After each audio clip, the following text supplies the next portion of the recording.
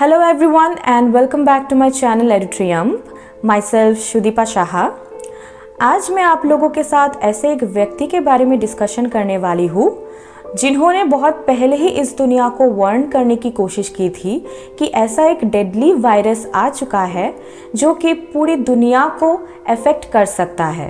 लेकिन unfortunately Chinese government ने उनके बातों को सीरियसली नहीं लिया एंड नॉट ओनली दैट, उनको ये तक बोला गया कि वो र्यूमर्स स्प्रेड कर रहे हैं एंड उनको ये भी बोला गया कि र्यूमर्स स्प्रेड करना बंद कर दीजिए आप जितना जल्दी हो सके, नहीं तो आपके खिलाफ हम लोगों को बहुत स्ट्रिक्ट एक्शंस लेने पड़ेंगे। जी हाँ, मैं बात कर रही हूँ ली वैन लियांग के बारे में। वो डॉक्टर जिनको हम लोग बोलते हैं विसल ब्लोअर ऑफ कोविड-19, जिनको पता लग चुका था कि एक डेडली वायरस आ चुका है, जिन्होंने वार्न करने की कोशिश की थी लेकिन उनके वॉइस को दबाया गया। तो चलिए शुरू करते हैं आज का डिस्कशन। तो सबसे पहले मैं आपको उनके बारे में थोड़ा बहुत बताना चाहूँगी। ली वैन लियांग जो है, उनका जन्म हुआ था 12 अक्टूबर 1986 को। बहुत पहले से ही वो एकेडमिकली बहुत अच्छे थे, पढ़ाई में हमेशा उनके ग्रेड्स बहुत अच्छे आते थे। He was a very good student. उनको बास्केटबॉल खेलना बहुत पसंद था, उनको गाने सुनना बहुत पसंद था। जैसे कि हमारे यहाँ पे एंट्रेंस एग्जामिनेशंस होते हैं कोई भी मेडिकल कॉलेज में एंटर करने के लिए, सिमिलरली उनके वहाँ पे भी एंट्रेंस एग्ज़ाम्स होते हैं। 2004 में उन्होंने अपना एंट्रेंस एग्जामिनेशन क्लियर किया था विद वेरी गुड मार्क्स। उनको 609 मार्क्स मिले थे and he got admission into Wuhan University School of Medicine. उन्होंने एक इंटीग्रेटेड कोर्स किया था। उन्होंने बैचलर्स और मास्टर डिग्री एक साथ किया था, जिसको कंप्लीट करने में उनको 7 इयर्स लगा था। वो एक ऑप्थेल्मोलॉजिस्ट थे, दैट इज़ आई स्पेशलिस्ट थे, और 2011 में उन्होंने अपना कोर्स कंप्लीट कर लिया था एंड 2014 से वो यूहान सेंट्रल हॉस्पिटल में काम करने लगे। तो देखिए बेसिकली ये सब स्टार्ट कैसे हुआ। ये सब स्टार्ट हुआ ऑन 30 दिसंबर 2019 को। ठीक है, चाइना का एक कम्युनिस्ट गवर्नमेंट है। वी ऑल नो कि उनका जो गवर्नमेंट है that is a communist government, और वहाँ पे freedom of speech, freedom of press बहुत ही कम है। लोग अपने व्यूज़ और अपने पॉइंट्स को अच्छे से सामने नहीं रख पाते हैं। तो जैसे कि हमारे यहाँ पे फेसबुक है, then we have WhatsApp, then we have YouTube. उनके वहाँ पर ये सब कुछ नहीं चलता है, उनका अलग ही मैसेंजर है, उनका अलग ही यूट्यूब है।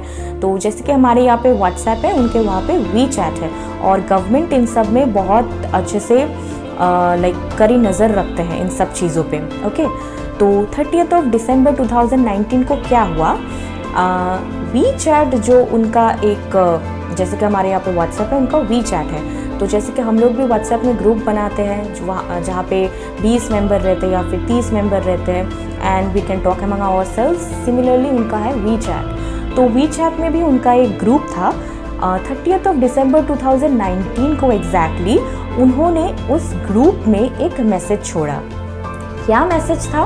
वो मैसेज में उन्होंने ऐसा लिखा था कि वुहान सेंट्रल हॉस्पिटल में 7 ऐसे केसेस आ चुके हैं which are very much similar to SARS. Okay, अभी सार्स क्या है, 2002 में भी ऐसा एक रेस्पिरेटरी सिंड्रोम आया था। सार्स मतलब सीवियर एक्यूट रेस्पिरेटरी सिंड्रोम, जो कि 2002 में ऑलरेडी एक बार आ चुका था।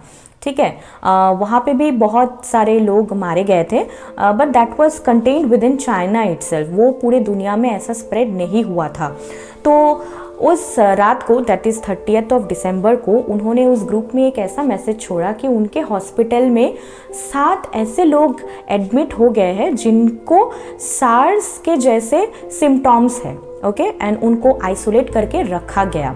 और उन्होंने उस ग्रुप में ये भी बोला, जो उनके फ्रेंड्स थे, कि आप लोग सब अच्छे से रहो, अपने फैमिली मेम्बर्स को केयरफुल रहने के लिए बोलो, क्योंकि उनको पता था कि ये जो वायरस है इट वाज क्वाइट डेडली, और जो वायरस डिटेक्ट हुआ है that was very much similar to the SARS virus, लेकिन वो कुछ हद तक थोड़ा डिफरेंट भी था। तो इस चीज़ में उनके एक फ्रेंड ने ये रिप्लाई दिया कि ठीक है, तुम जो बोल रहे हो इट्स ओके, हम लोग ध्यान रखेंगे, लेकिन हम लोगों को ये भी ध्यान में रखना पड़ेगा कि ये जो खबर है ये गवर्नमेंट तक ना पहुँचे, क्योंकि अगर गवर्नमेंट तक पहुँच जाए तो मे बी कोई मुश्किल हो सकता है। लेकिन देखिए जिस चीज़ का डर था वही हुआ। उन लोगों का जो ये चैट था ये वायरल हो गया और तब भी एंट्री हुआ वहाँ पे चाइनीज़ गवर्नमेंट का, चाइनीज़ पुलिस का। तो ये जो चैट था ये था ऑन 30 दिसंबर 2019, ठीक है। उसके बाद ही 3 जनवरी 2020 को ही उनके पास पुलिस पहुंच गई और पुलिस पहुंच के उनको ये बोलने लगी कि आप तो र्यूमर स्प्रेड कर रहे हो, ऐसा कुछ भी नहीं है, ऐसा कोई भी वायरस नहीं है, आप र्यूमर स्प्रेड कर रहे हो, ऐसा र्यूमर स्प्रेड करना ठीक नहीं है। अभी आप एक स्टेटमेंट लिखो, आप एक चीज़ पे साइन करो कि whatever you have said ये सब कुछ र्यूमर है और आगे चल के in future you are not going to repeat this kind of mistake of yours, क्योंकि अगर आप ये सब रिपीट करोगे तो आपके अगेंस्ट हम लोग स्ट्रिक्ट एक्शंस लेंगे। तो वो भी बेचारे क्या करते, उनको ये सब बोला गया था एंड फोर्सफुली उन्होंने भी उस पेपर पे साइन कर दिया एंड फिर उनके पास एक्चुअली कोई और ऑप्शन नहीं था क्योंकि गवर्नमेंट ने, वहाँ के पुलिस ने उनको बहुत डराया धमकाया, तो he had no other choice. तो उन्होंने भी पेपर साइन कर दिया and he went back to his hospital for his work and duty. तो फिर क्या हुआ, 8 जनवरी को उनके पास ऐसा एक पेशेंट आया जिनको एक्चुअली कोरोना वायरस था, लेकिन उनको ये बात पता नहीं था एंड उस पेशेंट से ही उनको भी ये कोरोना वायरस जो है उनके बॉडी में भी ये आ गया एंड उसके बाद से वो बहुत बीमार पड़ने लगे एंड ऑन 12 जनवरी उनको फिर ICU में भी शिफ्ट करना पड़ा। फिर उनके लगातार बहुत सारे टेस्ट्स हुए एंड लास्टली 30 जनवरी को उनका रिजल्ट पॉजिटिव आया फॉर कोरोना वायरस। तभी उनको पता चला कि yes he has been infected. उनको पहले से ही पता था, डाउट तो था, लेकिन कंफर्मेशन 30 जनवरी को ही मिला that yes he has been infected by corona virus.